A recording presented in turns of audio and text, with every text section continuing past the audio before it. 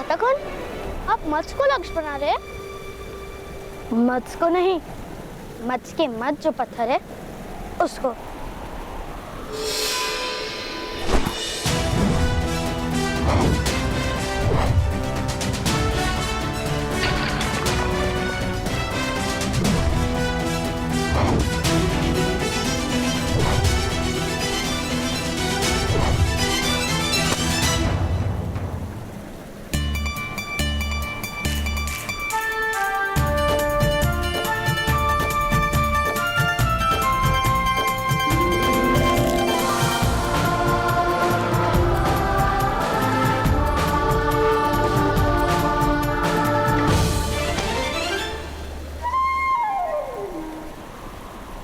प्रयत्न करो।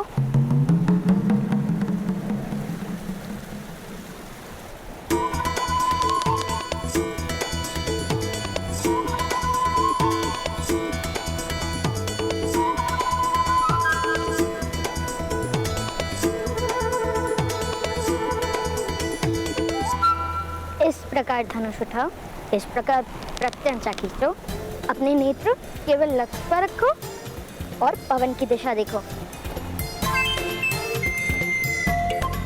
संधान करते समय मस्तक थोड़ा सा नीचे और हाथ ऊपर होने चाहिए।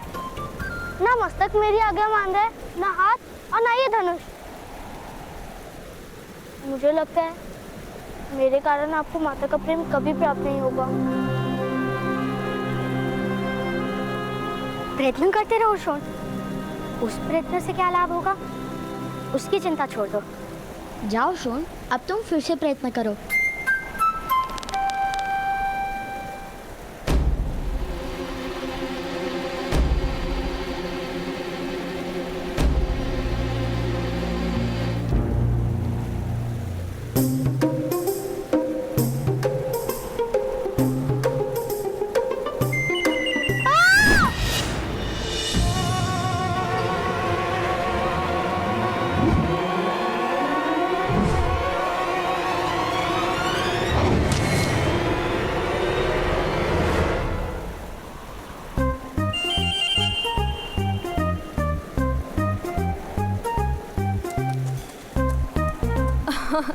क्यों व्यर्थ प्रयत्न कर रहे हो कर्ण?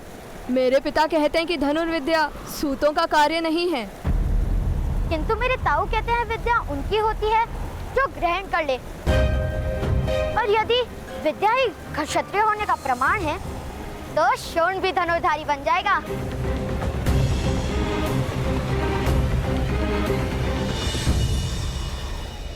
कर्ण के सामर्थ्य को समाज स्वीकार नहीं करेगा। सामर्थ्य कभी स्वीकार की याचना नहीं करता, नए समाज की रचना करता है।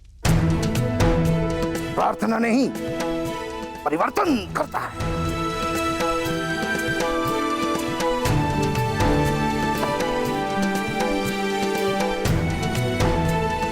ऐसा ही आत्मविश्वास लेकर आप भी घर से निकले थे। क्या हुआ? ना संसार बसा पाए और ना परिवर्तन ला पाए।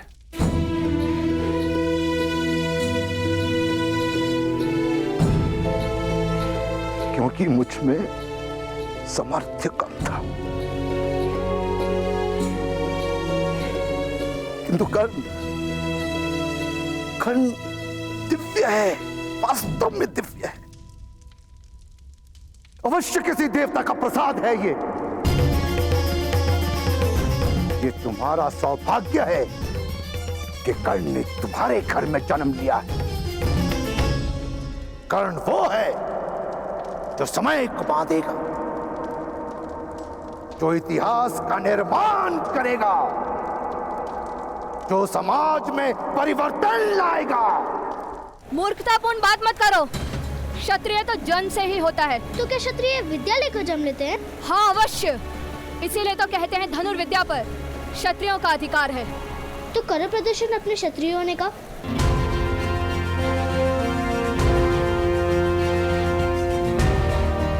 उस पेड़ से फल लाकर दिखाओ।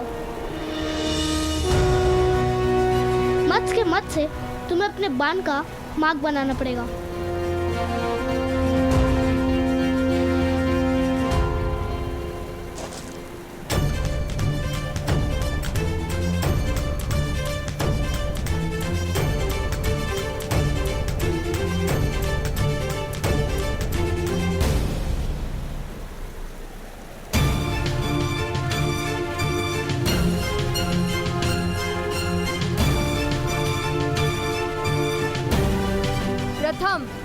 तुम करके बताओ।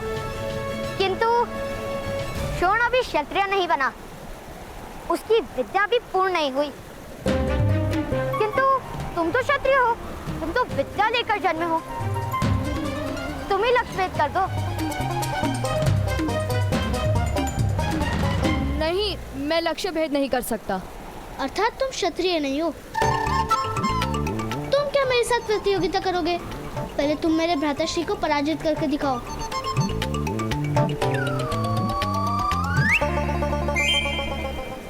और जब तक तुम भ्राताश्री को पराजित नहीं करोगे, तब तक हम तुम्हें क्षत्रिय नहीं मानेंगे। असंभव। मैं अपने छोटे से बालक के कंधों पर आपके सपनों का भार नहीं आने दूंगा। कृपा करके उसके मस्तक में मिथ्या वचन मत भरिए। मेरी तो केवल इतनी इच्छा कि वो अपना जीवन सुख और संतोष के साथ जी। नहीं बनाना चाहता उसे योद्धा, नहीं करवानी है समाज के साथ शत्रुता, उसके जीवन में संघर्ष नहीं भरना चाहता मैं। सामर्थ्य और संघर्ष में तो पति पत्नी का संबंध है अधिरथ। नहीं भ्राताश्री, कोई संघर्ष नहीं होगा उसके जीवन में। कर्ण सामान्य है और एक सूत की तरह सामान्य जीवन जिएगा। इस समय प्रकाश कम हो गया है, मैं कल प्रातः का लक्ष्य भेद कर दूंगा। सुनो, यदि तुम लक्ष्य भेद नहीं कर पाए तो तुम्हें भ्राताश्री के चरण स्पर्श करने पड़ेंगे, और यदि लक्ष्य भेद कर पाए तो मैं तुम्हारे चरण स्पर्श करूंगा। चलो श्वेत केतु, चलो।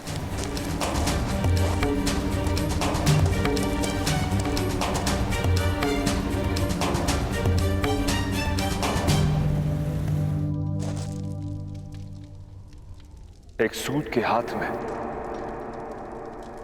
रथ की धुरा होती है, धनुष नहीं। ताऊ ताऊ, वो उत्तम है ना? हाँ, कल प्रातःकाल उस उत्तम के साथ भ्राताश्री की प्रतिस्पर्धा निश्चित हुई है। आप चलेंगे ना हमारे साथ? भ्राताश्री और उत्तम धनुष से लक्ष्य भेद करेंगे, और जब उत्तम पराजित हो जाएगा तब वो भ्राताश्री के चरण स्पर्श करेगा। अरे वाह! ये क्या प्रलाप कर रहे हो तुम? कोई प्रतिस्पर्धा नहीं होगी, कोई लक्ष्य भेद नहीं होगा। किंतु पिताश्री, यदि प्रतिस्पर्धा नहीं होगी तो भ्राताश्री को उस उत्तम के चरण स्पर्श करने होंगे। तो कर्ण चरण स्पर्श नहीं, बड़ी बात करेगा।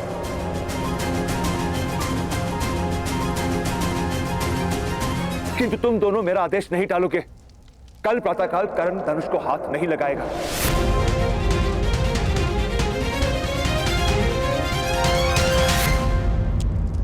पिताश्री, कल प्रातः काल मुझे आपके साथ आने का आदेश दीजिए ना। क्यों पुत्र, सेना निरीक्षण में तुम्हें क्या रुचि? मुझे चरण स्पर्श करने में रुचि नहीं। मैंने एक भूल कर दी पिताश्री।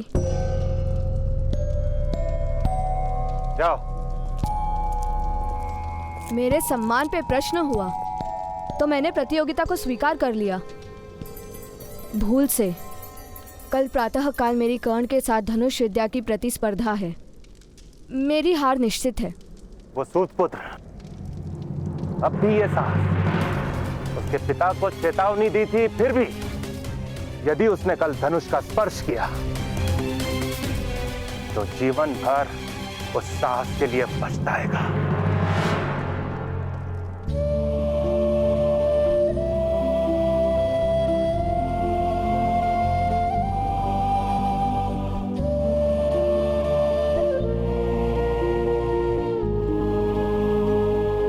तो कर्ण चरण स्पर्श नहीं, बड़ी बात करेगा।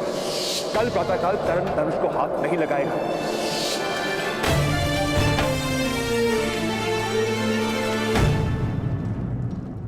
तुम्हारी ओर से मैं उत्तम के चरण स्पर्श करूंगा। शोण,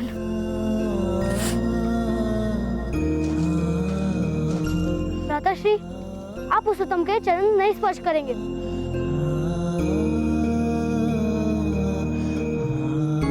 आपको प्रतियोगिता करनी ही पड़ेगी। पिताश्री का आदेश नहीं टाल सकते हम।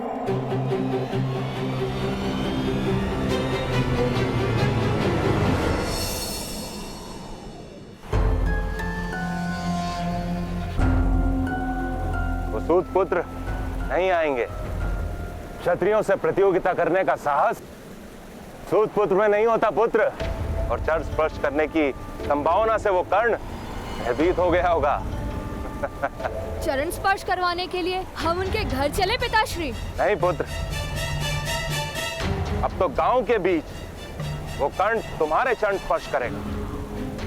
चलो।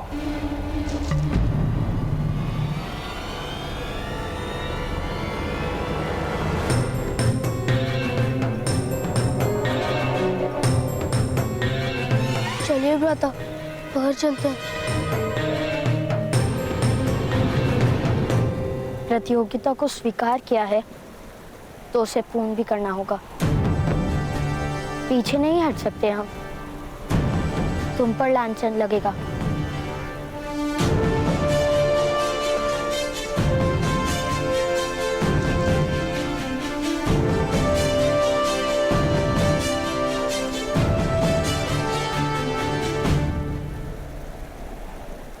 प्रतियोगिता करोगे कैसे सुतपुत्र? तुम्हें तो धनुष चलाने का अधिकार ही नहीं है।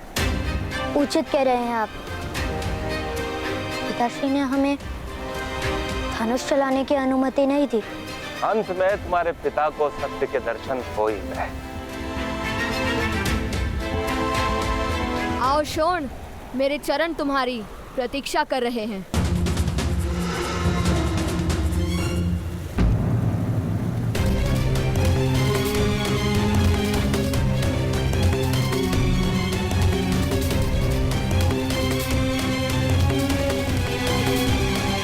उत्तम, यदि तुम्हें आपत्ति ना हो तो शोण के स्थान पर क्या मैं तुम्हारे चरण स्पर्श कर सकता हूँ? नहीं भ्राताश्री, आप उत्तम के चरण स्पर्श नहीं कर सकते। मैं ही उत्तम के चरण स्पर्श करूंगा। अरे दोनों ही कर लो। दूतों को चरण स्पर्श करने में लज्जा किस बात की?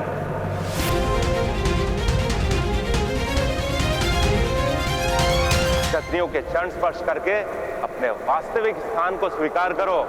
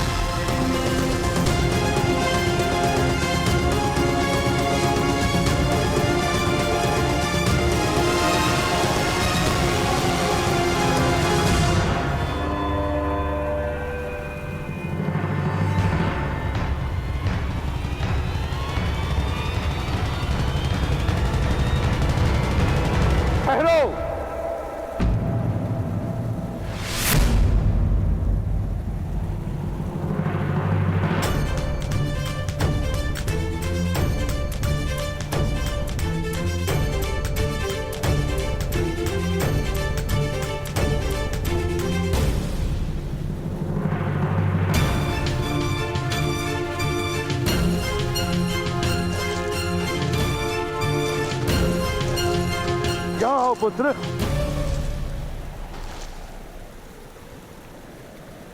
मध्यम महोदय, जब सूतों को धनुष स्पर्श करने का अधिकार ही नहीं तो प्रतियोगिता का आवाहन ही मिथ्या था।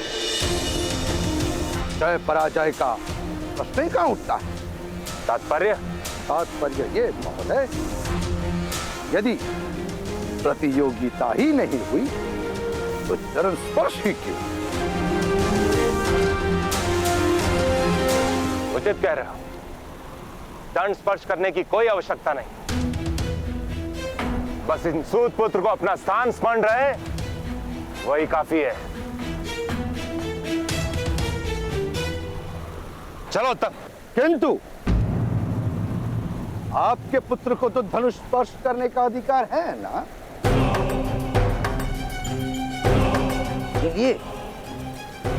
यदि उसने लक्ष्य वेद नहीं किया तो उसे कर्ण के चर स्पर्श करने होंगे। आओ आओ पुत्र उत्तम, आओ कर्ण के चरण स्पर्श करो या लक्ष्य वेद करो। जाओ पुत्र, लक्ष्य भेद करो, जाओ।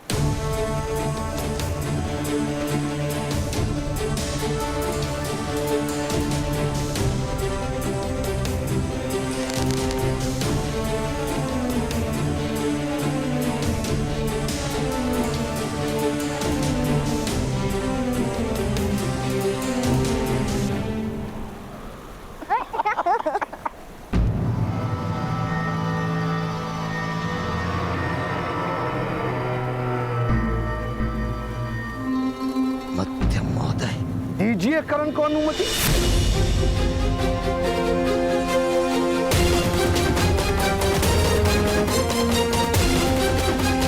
दीजिए कर्ण को अनुमति।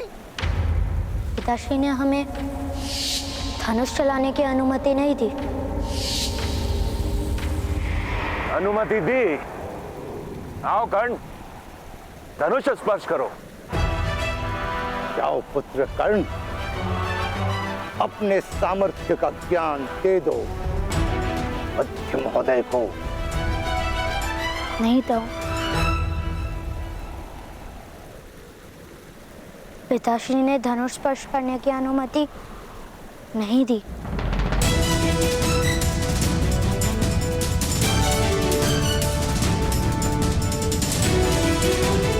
पुत्र कर्ण, ईश्वर ने 2 हाथों के साथ 2 पैर भी तो दिए हैं।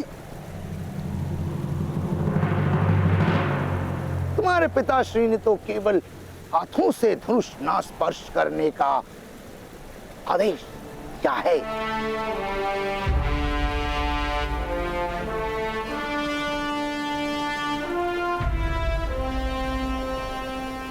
दिव्य दृष्टि से बाण शक्ति से जीते ये सारा रण, शांत चित्त धरे आत्मबल भरे